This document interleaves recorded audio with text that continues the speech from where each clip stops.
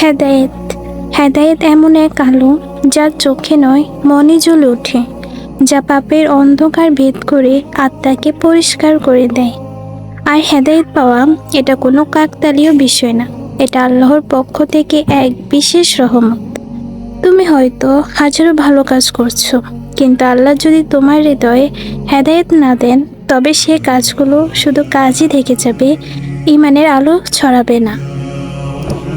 হেদায়েত মানে যখন তুমি একা থেকেও গুনাহের সুযোগ এড়িয়ে যাও, যখন কেউ না দেখলেও তুমি আল্লাহকে ভয় পাও, যখন কষ্টের মাঝেও বলো আল্লাহ নিশ্চয় আছেন এবং তিনি জানেন। এটাই হেদায়েত। এটা টাকা দিয়ে পাওয়া যায় না, কোনো জ্ঞানী মানুষও কাউকে জোর করে দিতে পারে না। আল্লাহ যাকে চান তাকেই দেন। তাই সবসময় এই দোয়াটা পড়ো, হে আল্লাহ আমাকে হেদায়েত দিন এবং আমার মাধ্যমে অন্যদেরও হেদায়েত দেন।